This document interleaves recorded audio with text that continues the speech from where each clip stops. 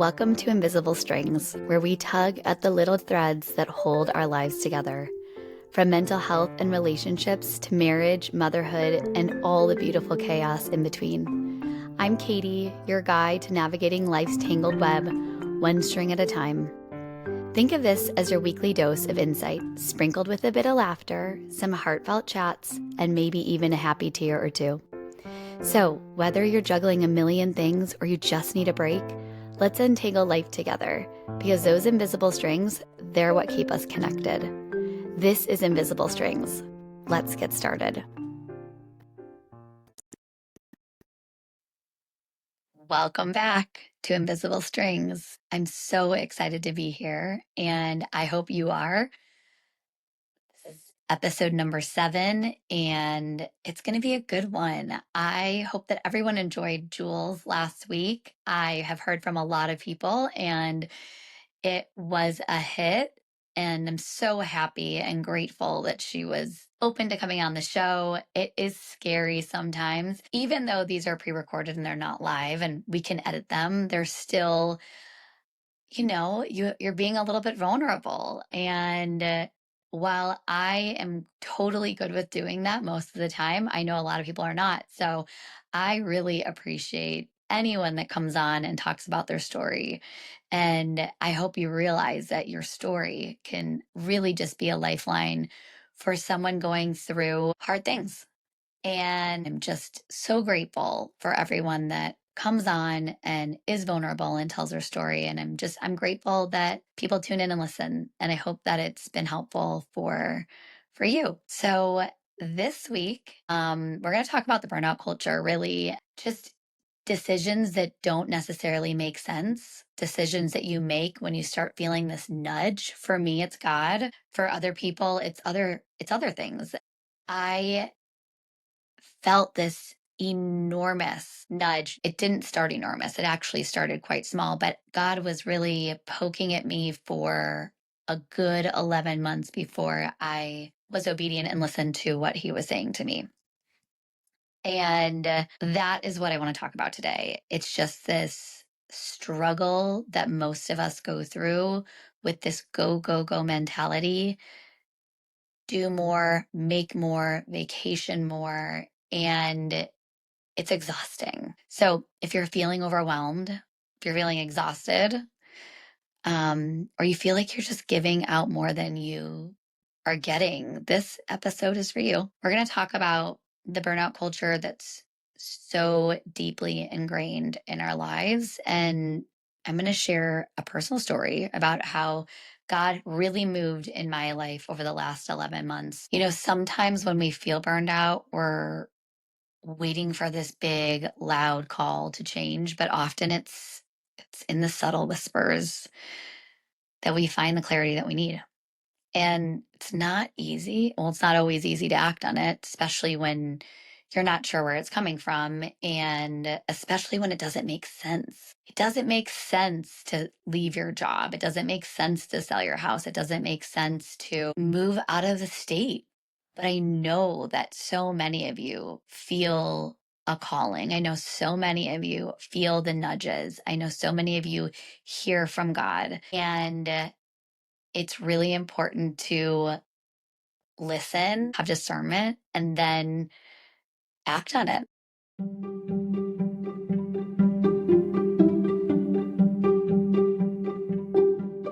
So let's talk about what it means to live in a world that tells you to go, go, go.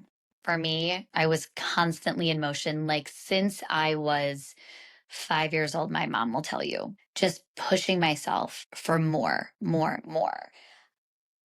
I think for me, it was to keep my brain moving so I wouldn't have to sit still and think and I wouldn't be anxious. It was like I was trying to check off a list of things that would fix me. I wanted to fill this void in my soul. I have felt this void.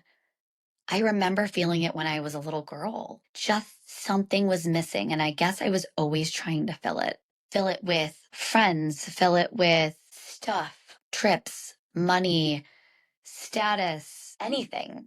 Anything can go in that blank right there. put your stuff in there, and it never actually makes me full. I've never felt full before, and I think that had a lot to do with my anxiety. So I just kept on going. I just kept on going and buying and fixing and making and just trying to keep my mind off of feeling empty. So I thought, okay, once I make this amount of money, I'll be happy. Or once I get to go on that dream vacation, I'm going to be satisfied. I'm going to feel at peace. But here's the kicker: I kept achieving those things, and the void in my soul just grew bigger. The more I did, the more I bought, the more I vacationed, nothing seemed to fill the emptiness. I started to believe that there was something wrong with me. Maybe I wasn't working hard enough. Maybe I wasn't doing enough. I mean, how could I do more than I was already doing? Maybe I needed to fix myself. But it was like no matter how many things I crossed off this list, the ache inside me didn't go. So this feeling, this something's wrong with me thought was so deeply embedded in my mind that I didn't even notice God whisper in the midst of it. But now looking back, I can see it. He was gently, quietly guiding me for months. I remember saying to Brad probably a year and a half ago, something's wrong, something's missing. I feel like I have everything I could ever want. I've achieved so much, and I still feel empty. How do I feel empty? I'm married to my best friend. I have 4 amazing children. I lived in a beautiful house. I was healthy. I had everything. I didn't understand why I felt so empty. The answers weren't coming in the ways I thought they would. It wasn't about more stuff or bigger goals. I realized it was really about slowing down, reconnecting, and concentrating on the things that actually matter. And that's hard. I was fighting it like a child. I don't want to do anything hard. I want to do the stuff that's easy. I've already done all the hard stuff. I've already done the hard stuff. But it wasn't really up to me. That whole time, I felt like God was moving in the background, and I was obviously too busy to notice. But for 11 months, I kept feeling this pull to slow down, to rest, and to let go. And it's funny because my whole life, I have done it all. And I have friends and my family have always said, "You're really overscheduled. You're doing a lot. How are you managing? How is this working? Like, I don't understand how you can do all this stuff. Wow, this is so amazing." Do you know I don't like when people tell me, "I'm so impressed with everything you can do," because it was miserable. I don't want anyone to be impressed with busyness. I can promise you that person that's so busy, that's doing all the things, that's going to all the parties, that are vacationing all over the world, they're not happy. They're empty. A friend of mine told me last night that the new 1%, the new wealth, what looks like wealth, are the people that are with their families all the time. And they're the people whose kids like to hang out with them. And they're the people who don't live in the biggest house on the block. And the ones that are quiet. That is the real sign of wealth now. Crazy, right?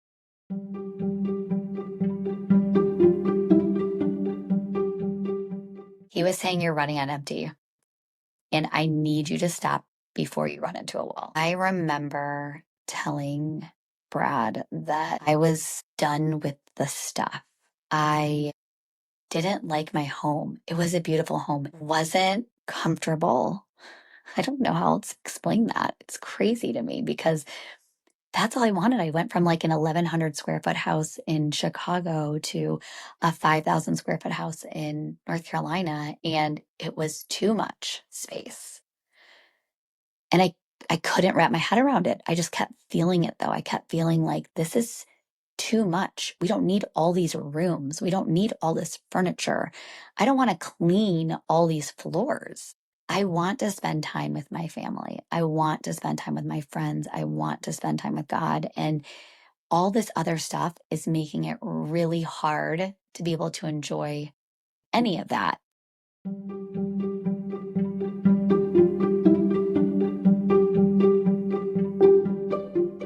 And here's where things got really real. As I was trying to slow down and make these changes, I started to realize that this wasn't about burnout. It was spiritual warfare. My life was literally falling apart. And I'm not just talking about exhaustion or physical signs of burnout. I'm talking about the deeper, unseen battles that were happening in the background that I couldn't even recognize. Not everybody believes this, but I believe that Satan always attacks us where he knows we will unravel the most. I was already at my lowest. I don't think I could be any lower. And it's kind of funny because during this season, I had broken my ankle, which is not funny, but I'd broken my ankle and I had to have surgery and I had to be still. I could do nothing. It was horrible. And I remember kind of making a joke, being like, maybe God has something to tell me. It's the only way he's going to be able to is if I'm still. I started a new job in the same industry I was in, and everything was falling apart. I had never been in this kind of season before. I'd never been in a season where I thought that I had everything I could possibly want. Everything that I had looked for, I had.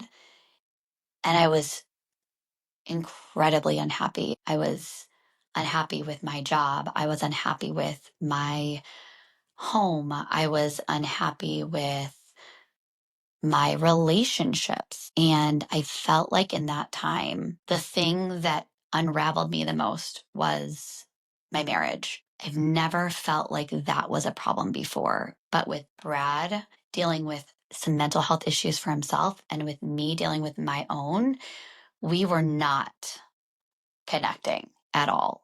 And it was really the first time in forever or in ever really that was the case.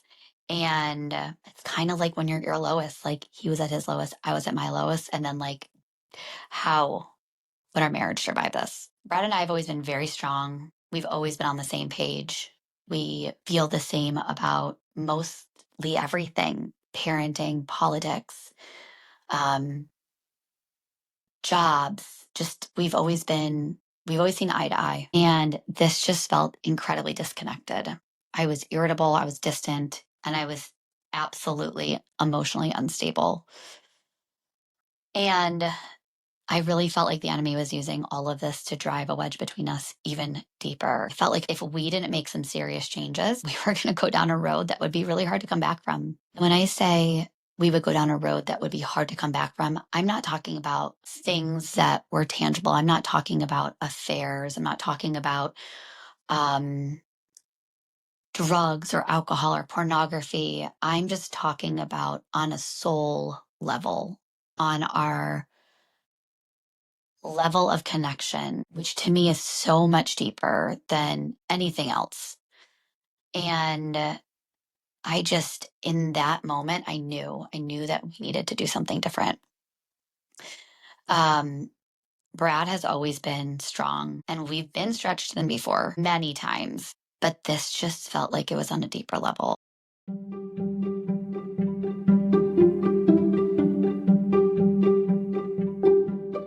I knew we could not keep going in the same direction. I knew that we had to make some choices, and we had to figure out a way to connect, to make these intentional decisions that would ultimately save our family and the generations to come.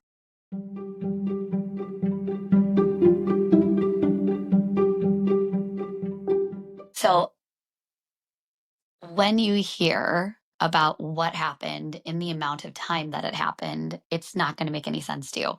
It made no sense to me. We were praying a lot. I was praying so much for my family and for Brad and for myself, and this emptiness, it was so big. It was so gigantic, and I felt like I have to figure this out. Like this is something that is not me. It's not who I am. And I just remember praying like, God, would you please bring people in my life that can help me?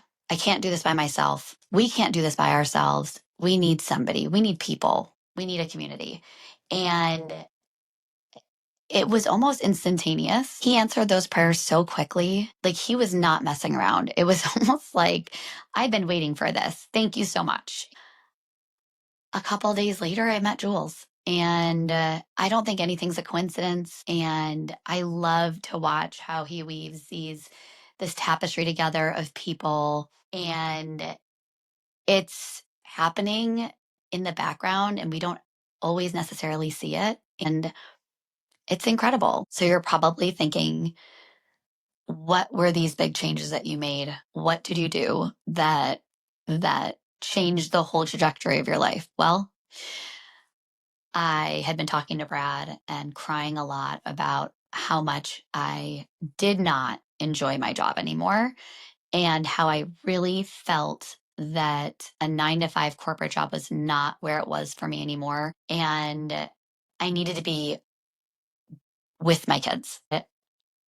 He was like, well, we can't do that right now. We have this house, we have all these expenses. You can't just not work anymore. How would that make sense? That doesn't make sense. I'm like, okay, well, what if we got rid of the house?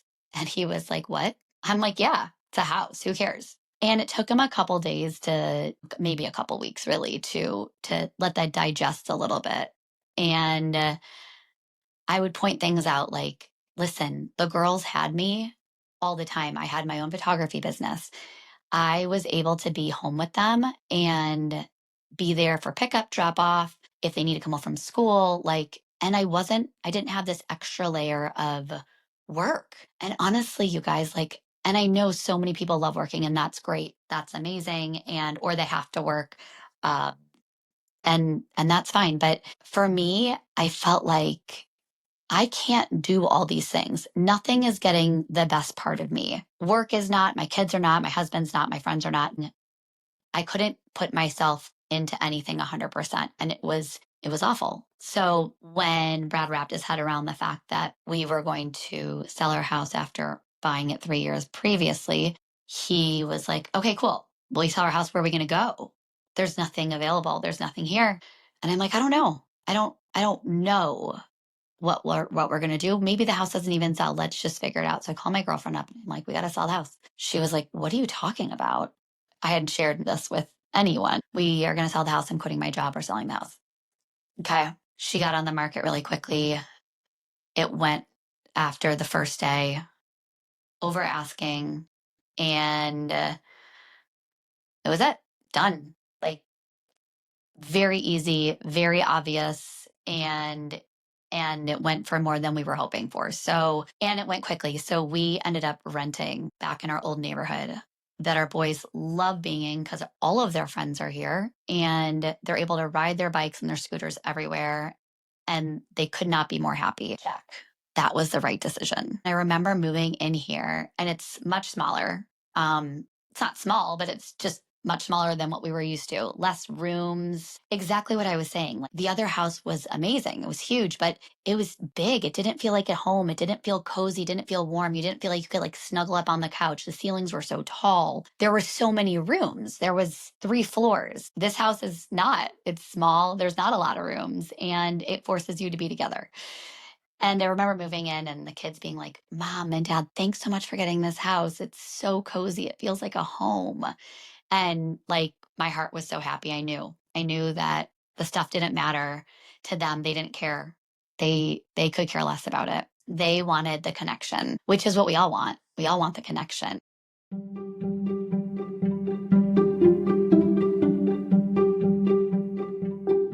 So here we are. We've sold our house. We've moved into a smaller home in a neighborhood that our kids are thriving in and are so happy with. I don't have to even think about any sort of decorating or anything like that because it's not ours. So perfect. We got rid of so much stuff. Life already felt quieter. It felt manageable. And I'm no longer working, connected with old friends. And I have strengthened relationships that I never was able to give any time to. And then it felt like the world just opened up again. It felt like I was climbing out of this dark hole. I felt more connected to Brad. I felt more connected to God. I felt like my heart posture changed. And I really do feel like God is going to humble you before he elevates you. And we're still in the midst of it. But I feel like that is exactly what is happening. And that is exactly what happened. And it was like, I'm going to give you everything you think you want so you can realize that even all the things will never fill you up without me.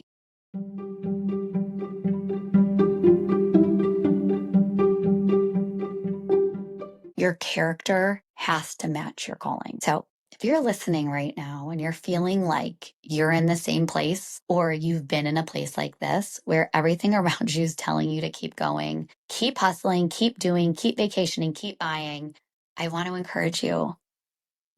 And you know what? It's okay to not have all the answers. Still don't have all the answers because I'm human and I'm learning. But I can tell you that I wake up every day with this renewed sense of excitement. Who am I going to meet? Who do I get to spend time with? Who am I going to connect with? That is how I feel every single day. We talked about it a little bit last week, and having God in your heart and in your life and filling up that empty void doesn't mean that bad things aren't going to happen. Actually, I feel like worse things happen because of that. It just means that when you're going through the storm, you're able to manage it. You're able to still find joy every single day, even through the hardest battles. So it's okay to feel like what God is asking you to do doesn't make sense on paper, because it probably won't make sense. You do not have to understand everything right now. I am still in the midst of it, and I don't understand half of the things that are going on, but I'm at peace and I don't feel empty anymore. I feel so full. Trust that He's moving in the quiet moments. Please don't break your leg or an ankle and have to sit on a couch for 8 weeks to hear the words that He's saying. He's working behind the scenes, even if you don't see it. And listen, when you're ready, when you hear that nudge or you feel that whisper, don't ignore it. It might not be the loudest call, but I promise you it's worth listening to.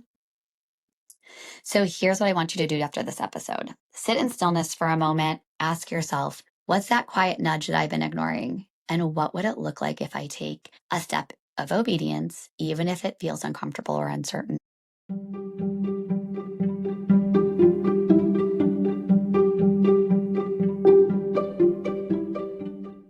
Thank you so much for joining me today on Invisible Strings. I hope this episode encourages you to trust in God's timing in your life, especially when you're feeling exhausted or burnt out or like you're in a desert. Remember, you don't have to have everything figured out right now. Just take a deep breath and let Him move in His own time. If this episode resonated with you, I'd love to hear your thoughts. Send me a message on Instagram or leave a review. And if you're not already, make sure you're subscribed to the podcast so you don't miss any of our upcoming episodes on motherhood, friendship, and faith. Until next time, friends, take care of yourself and listen to those quiet whispers. Thank you for joining me today on this episode of Invisible Strings, where we've tugged at a few threads and hopefully left you with a smile and something to think about. Remember, life's connections might be invisible, but they're oh so strong. If you enjoyed today's chat, don't forget to subscribe, leave a review, and share it with someone who could use a little string pulling in their life. Until next time, keep those invisible strings intact, and I'll see you back here soon for more heartfelt conversations and a dash of fun. Stay connected, stay kind, and keep untangling.